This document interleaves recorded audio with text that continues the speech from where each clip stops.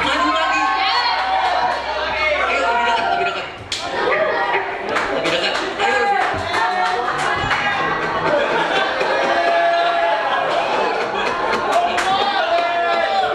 Semuanya siap, puji Tuhan, amin. Amin. Amin, semuanya siap. Oke. Semuanya siap, amin. Janji sama saya semuanya siap untuk puji Tuhan. Ayo dong. Amin. Kita datang ke camp ini. Kita datang ke camp ini 3 hari 2 malam. Kalau kita gak gila-gilaan buat Tuhan, ngapain?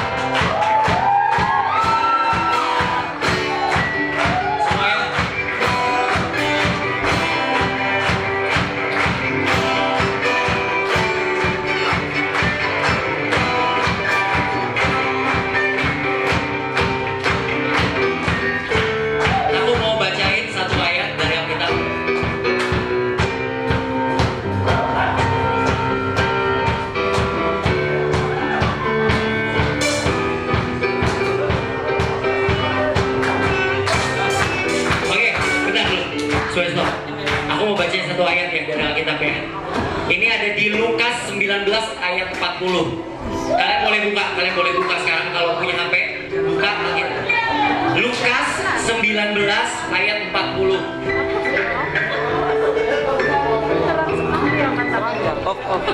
Udah dapat semuanya? Kalian dapat ya? Lukas 19 ayat 40.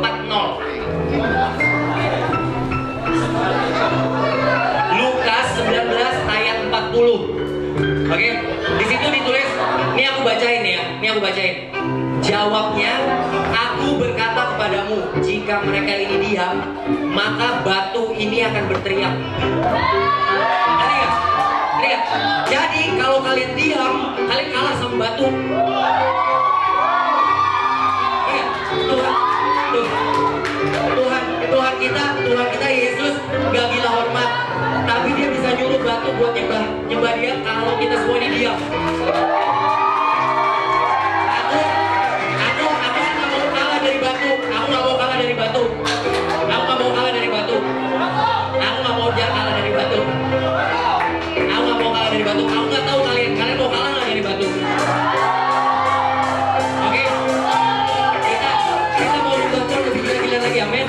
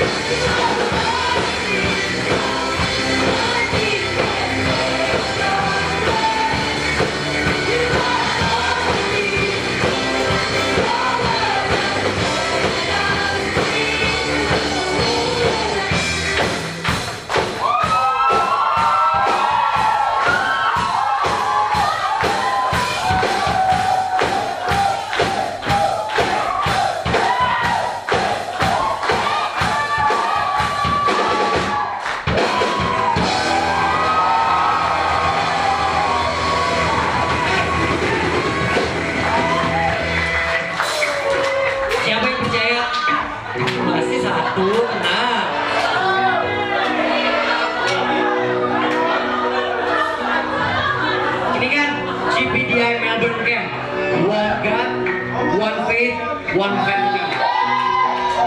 Ya kan? Kita percaya cuma ada satu Tuhan, amin. Yesus, amin, amin. Kita semua yang mau nyanyiin.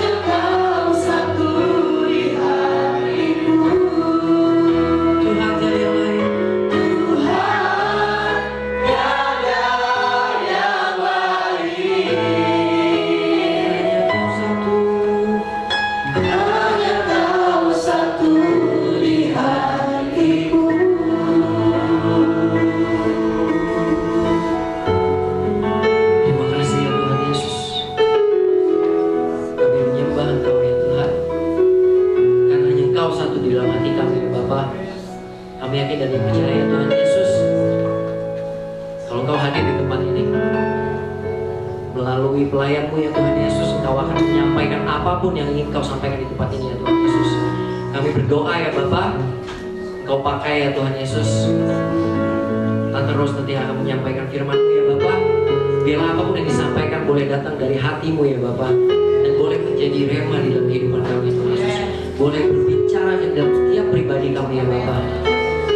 Berikan kami hati yang haus dan lapar akan Engkau ya Tuhan, agar kami boleh menerima firman-Mu 100%, bukan hanya 10%, bukan hanya 20%, bahkan tidak hanya 90%, tapi 100% ya Tuhan Yesus. Kami mau serahkan tanah hati kami kepada Engkau. Hanya di dalam nama Tuhan Yesus, kami siap untuk mendengarkan firman-Mu. Yang siap mendengarkan firman Tuhan sama-sama katakan amin.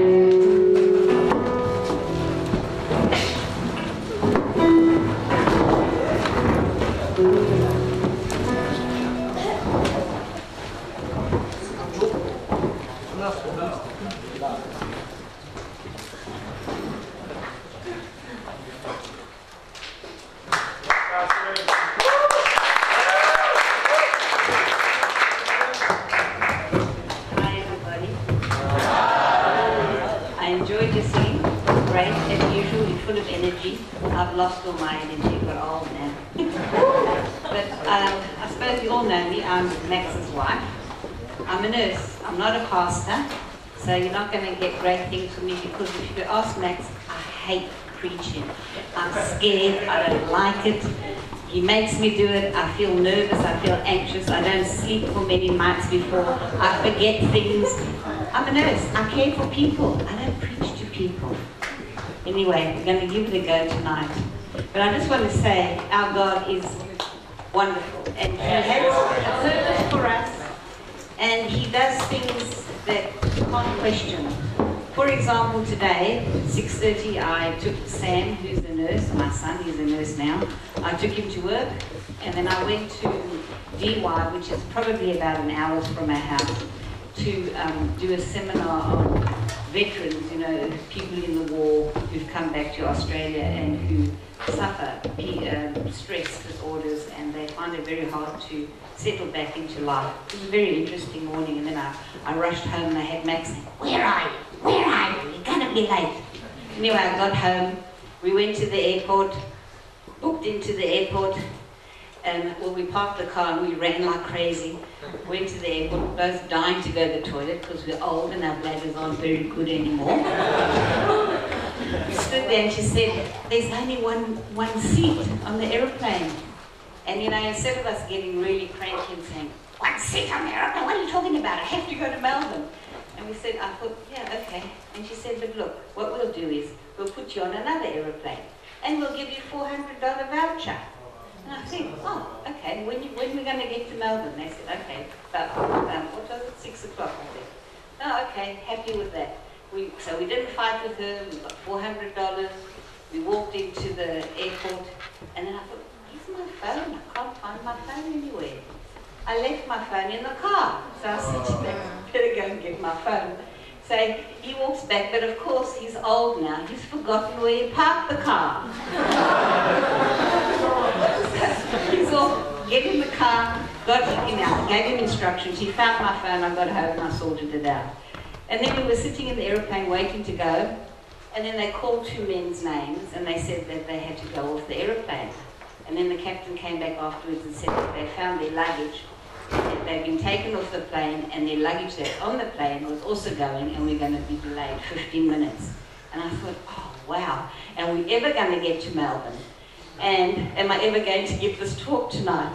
And then in the car, the boy said to Max, "So Max, are you preaching tonight?" I said, "Yes, of course he's going to do it." But of course he said no. No. So that was my story for today, and that just shows you how God works in mysterious ways, and He's always with you. Instead of stressing about things, He's going to make it right for you. And I think you've got to put your trust in Him, because, as you said, there's one God, your faith, one faith, and we're all family, because we're all together, we're all with God, and you in the GPdI family. Krishna is your pastor, you know, he helps you get to God, and that's what we are, one family. So, and I guess I'm going to talk to you, tell you a story about somebody, hence the jacket, you might guess who it's going to be about. Anyway, we're going to focus on family, faith, and God tonight, and I'm going to tell you a story of a man that had all these things in play. He reached the lowest ebb in his life. He was let down by his family, but he was faithful to God, and God never left him. God kept him safe, and he became one of the most powerful men. So who then is this man, and where does the story start? It starts with a boy. He's 17 years old. Do you remember any of you? Some of you must be just a little bit past that, but when you're 17, you're quite impressionable, and you think you could do anything. Anyway, his name was Joseph, and he tended sheep with his brothers. And he was a young man working with the sons of Bilhah and Zilpah, his father's wives, and he brought bad news. He told his father about his brothers and the wives, that they were no good in the field. And of course, when you're 17, you just tell the truth. You don't worry about the consequences. What do you think his brothers thought of him? That little pipsqueak. Anyway, now Israel, that was the dad, he loved Joseph more than his other sons, because Joseph was born to him in his old age. And he made a robe of many colors for him. And when his brothers saw what their father loved him more than all his brothers, they hated him. They couldn't bring themselves to speak peaceably to him. And you know, to get a robe of many colors in those days cost a lot of money, because, you know, to get dyes and things like that and silks. So he really loved his son so much, and the other brothers must have really felt terrible. Then Joseph had a dream, and he told his brothers, and they hated him even more. He said to them, listen, I had a dream. They were building, we were binding sheaves of grain in the field, and suddenly the sheaves stood up, and your sheaves all gathered around and bowed down to me. And they hated him even more. And then he had another dream, and he said to his brothers, I had another dream, and this time the sun, the moon, and 11 stars are bowing down to me. And they hated him even more. What? This little pipsqueak telling us that we're going to bow down to him? Can you imagine what they thought? And remember, they're family, they're brothers and sisters. And he told his father and his brothers, but his father rebuked him, said, what kind of a dream is that you had? He said, are your mother and brothers going to bow down to you onto the ground before you? His brothers were jealous of him, but his father kept it in his mind. So he was a young, innocent kid. He was just bragging about his dreams, knowing that his father loved him and he could do anything he wanted in the world. And I'm going to read from the Bible, from Genesis, from 12 onwards. Max said not to do it, but I think I'm going to do it because you probably didn't read it since you were in Sunday school. Now, his brothers had gone to graze their father's flock in Shechem, and Israel said to Joseph, as you know, your brothers are grazing the flock near Shechem. Come, I am going to send you to them. Very well, he replied. So he said to them, go and see that all is well with your brothers. And remember, last time when he went to his brothers, he came and he told on them. He came in tattletales, so wonder what he was going to do this time. Bring the flock back to me. And then he sent him off to the valley of Hebron, where Joseph arrived. A man found him wandering around the fields and asked him, what are you looking for? And he replied, I'm looking for my brothers. Can you tell me where they are grazing their flock? They have moved from here, the man answered. I heard them say, let's go down to Dothan. So Joseph went after his brothers and found them near Dothan. But they saw him in the distance, and before he reached them, they plotted to kill him. Brothers killing their own brother. Here comes the dreamer, they said to each other. Come now, let's kill him and throw him in these cisterns and say that ferocious to eat their meal. They looked up and saw a caravan of Ishmaelites coming from Gilead. The camels were loaded with spices and brim and myrrh, and they were on their way to take them down to Egypt. Judah said to the brothers, "What will we gain if we kill our brothers and cover up his blood? Come, let us sell him to the Ishmaelites and not lay your hands on him. After all, he's our brother, our own flesh and blood, our family." And his brothers agreed. So when the midnight merchants came by, his brothers pulled Joseph up from the cistern and sold him for 20 shekels of silver to the Ishmaelites, and they took him to Egypt. But remember, this wasn't the end for Joseph. This was the beginning. God was with him, and he was looking after him. When Reuben returned to the cistern, he saw that Joseph wasn't there. He tore his clothes. He went back to his brothers and he said, "The boy isn't there. Where can I turn now?" And when they got Joseph's robe, slaughtered a goat and dipped the robe in the blood. They took the ornate robe back to their father and said, "We found this. Examine it and see if it is your son's." He recognized it and said, "It's my son's robe. Some ferocious animal devoured him. Joseph has surely been torn to pieces."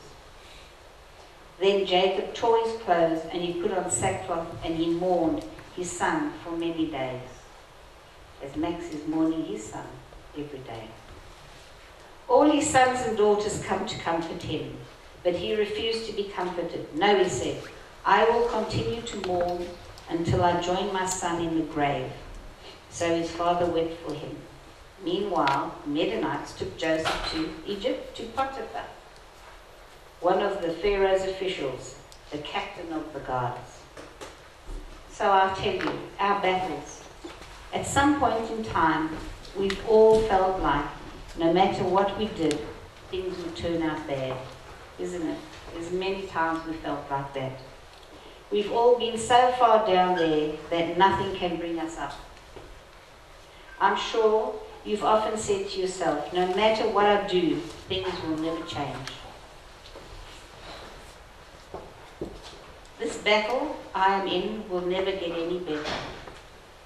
I will never be able to quit these bad habits, smoking, drinking, can't do it. I'll never get that promotion at work, telling yourself false things. I'm just not qualified enough. There's no way I can pay all these bills. Some days it just feels like the whole world is out there to get you. I'm sure everyone here has felt that way, one time or another, like there's no hope, like there's no way out. What about Joseph?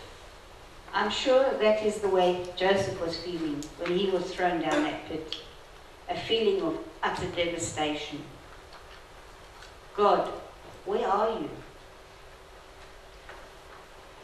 How can this be happening to me? My own family turning their backs on me.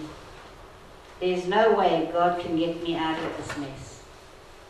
You see, that's the way the devil wants you to think. That's the way the devil wants you to feel hopeless. He wants you to feel defeated all the time. He tells you there's no way out, that God has forgotten about you. But I'm here to tell you this tonight, that God has not forgotten about you. He knows where you are. He knows what's going on in your life. We serve a God that can turn around any situation that you are facing. He can change the situation for you. He can take you from the bottom, right down the bottom, and he can lift you up to the top, just like that. His arms are not shortened that he can't help you. He hasn't got short arms, he's got long arms. This massive world he looks after for us. And he looks after every one of you because you're all special to him. And tonight I want to remind you what he did for Joseph. He too can do for you. Joseph's brothers were jealous of him and they sold him to Egypt. But God was with him and he rescued him from all his troubles. He was with Joseph when Potiphar put him in jail. Remember Potiphar's wife blamed Joseph and Potiphar got really angry and put him in jail? That's when Joseph's life started turning around. A terrible thing, going to jail, but his life became great after that. The Lord was with Joseph and extended his kindness by giving him favors in the sight of the chief jailer. So the Lord made the chief jailer become Joseph's friend and helped him in jail. And when he gave him favors and wisdom in the sight of Pharaoh, he gave Joseph all this wisdom so that Pharaoh thought, wow, this man has got some brilliance. He appointed him governor of Egypt and over the whole of his household. So somebody who was thrown into a pit wanting to be killed by his brothers became Pharaoh's best friend, looking after his whole household. And then a famine came over Egypt and Canaan with great suffering, and the people could find no food. When Jacob heard there was grain in Egypt, he sent his sons to Egypt. The second time when they went, Joseph revealed himself to his brothers. So Joseph saw them the first time and he said nothing. The second time when they came back, Joseph is a great, he revealed himself and told his brothers who he was. And he's a great example of good things happening to those who are faithful. Good things happen to those who are faithful. Joseph was abducted by his brothers and sold into slavery. As odd as it sounds, God never left him during his darkest hours. Joseph's life illustrates this truth. When you are obedient to God, you can conquer any obstacle put in your way. Any obstacle at all. Joseph's statement supports this. He said to his brothers, don't be worried or angry with yourselves for sending me here, because God sent me ahead of you to preserve life. Joseph saved his brothers. They were going to kill him, and the roles were reversed. God was with him all the way, and he saved his family. One God, one faith, one family. Joseph believed that no matter what harm his enemies might inflict upon him, God would remain faithful and reward him. And God did remain faithful, and he did reward him. Be faithful today and know God sees and rewards faithfulness. So you be faithful and you will all be rewarded, because God sees, he hears, and he knows. Joseph is one of many examples of God's delivering someone from evil, pain, and a specific situation. Other words that could be used to help define this is, he was delivered, he was rescued, he was saved, or he escaped. So how many of you every day are delivered?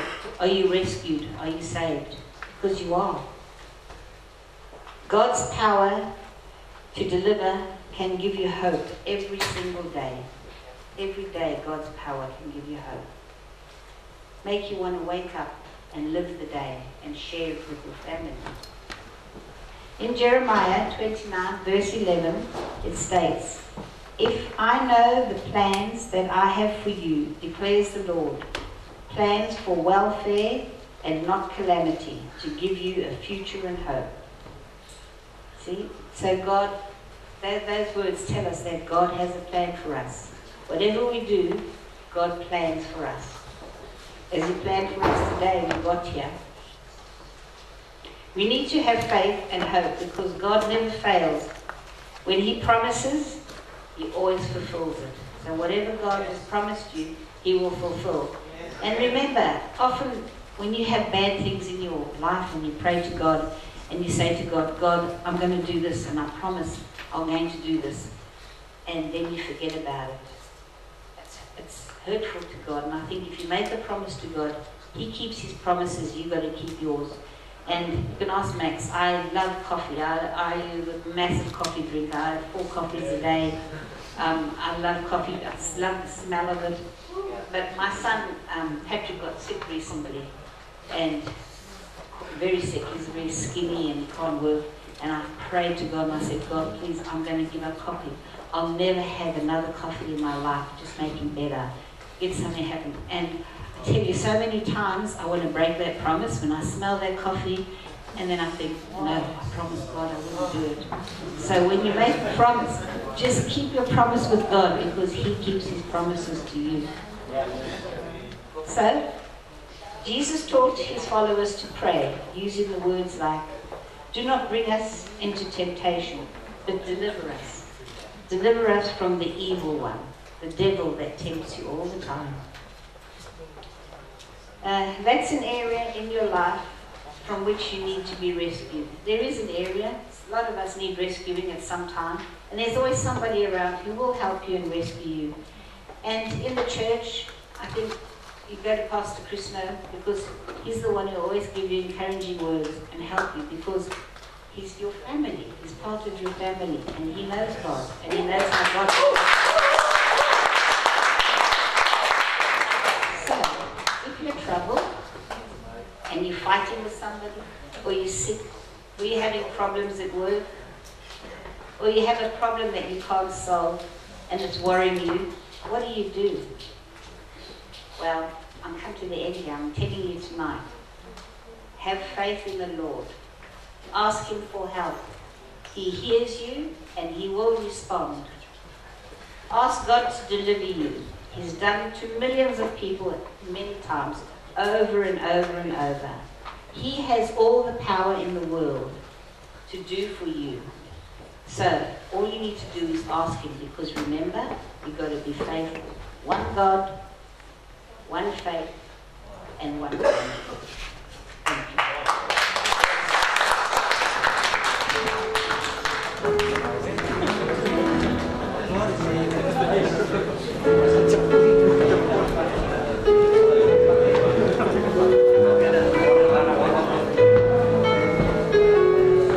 Supaya saya menyembah Tuhan, amin. Kita pejamkan mata kita, kita angkat tangan kita sebagai tanda berserah diri. Terima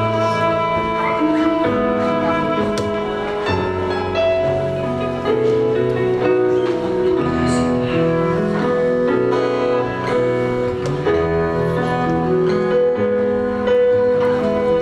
Tadi pagi saya share satu ayat di Instagram.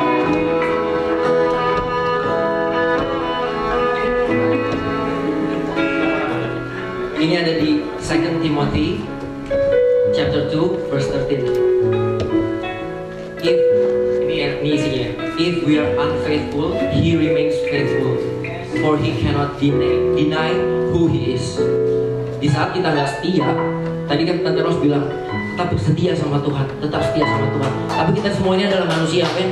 Saya pun masih jatuh kadang-kadang dalam dosa. Nggak ada yang sempurna di antara kita semua ini. Di saat kita nggak setia sama Tuhan, Tuhan tetap setia. Karena dia nggak bisa ngebohongin diri dia sendiri, amin. Saya nggak peduli kita semua ada di posisi mana, kita setengah setia, kita setia banget, atau kita benar-benar lagi jauh banget dari Tuhan. Jangan pernah berkecil hati, amin. Kita tahu kalau Tuhan itu Tuhan yang setia, amin. Mari kita arahkan hati kita ke Tuhan. Kita sembah Tuhan.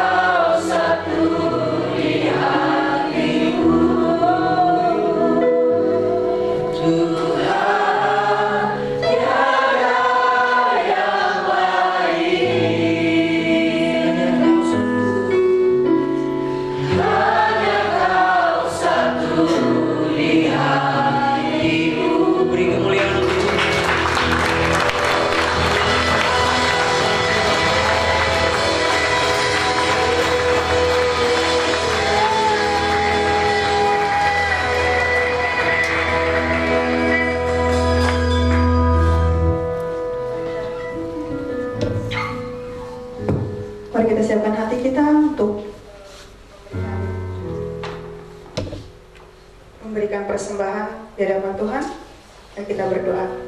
Terima kasih Bapa atas firman-Mu yang telah Engkau sampaikan melalui hamba-Mu. Kiranya pujian penyembahan kami bisa menjadi dupa yang harum di hadapan-Mu Tuhan. Tiba saatnya kami untuk memberikan persembahan di hadapan-Mu. Kiranya Engkau memberkati tangan-tangan yang memberi Bapa, dan juga biarlah apa yang kami berikan di hadapan-Mu bisa memperluas kerajaan-Mu dan menyenangkan hati-Mu Tuhan. Di atas semuanya ini Tuhan, apapun yang kami persembahkan di hadapan-Mu, semua hanya demi kemuliaan nama-Mu. Terpujilah Engkau di atas segala-galanya, Allah kami yang hidup. Kita yang percaya sama-sama katakan amin. Amin. Sudah siap memberi tambahan sampai kita nyanyikan suatu pujian.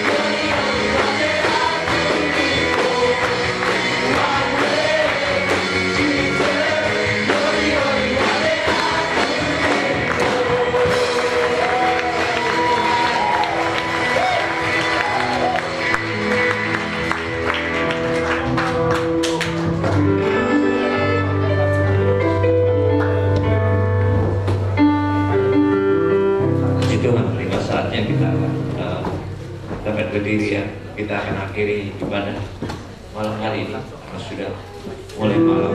Hanya batas waktu sampai jam 10. Oke.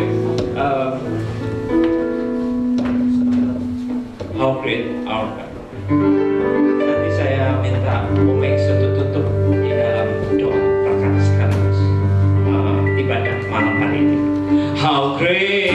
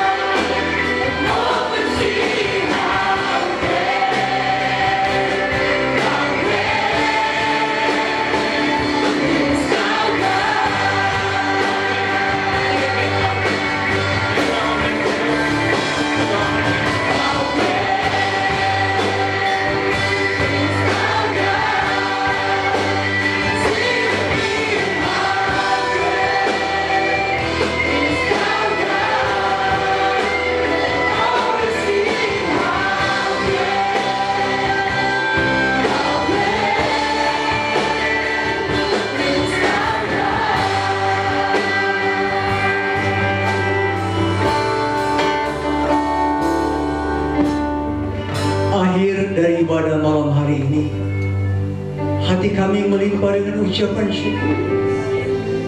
Tuhan masih pelihara kami, Tuhan masih menjaga kami. Biarlah Tuhan malam hari ini awal dari kegerakan rohani yang boleh terjadi di tempat ini.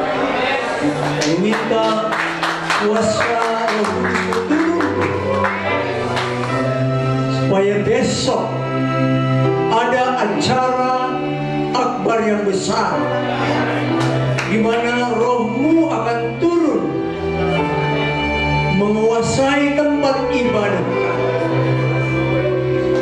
Maka kami akan melihat kuasa ilahi bekerja dengan luar biasa, menjamah setiap pembicara, memberikan roh hikmat marifat kepada mereka, kekuatan, kesehatan. Kami berdoa khusus buat singer, song leader, para musician. Tuhan urapi mereka dengan kuasa Roh-Mu yang kudus, supaya pada saat mereka memainkan alat musik, menyanyikan pujian, maka ia akan naik dalam hadirat Allah dan mengundang hadirat Allah turun. Dan kami akan merasakan, menikmati suasana sorga di tempat ini. Terima kasih Bapa.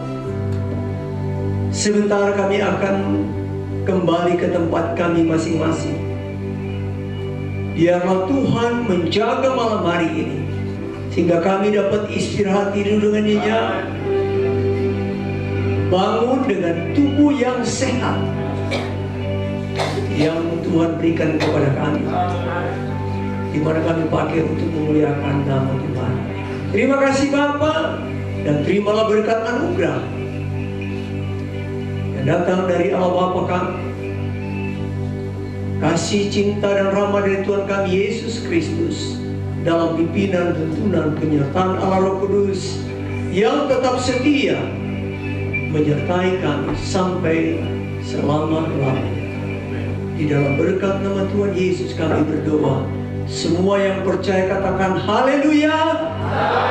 Haleluya. Haleluya. Amin.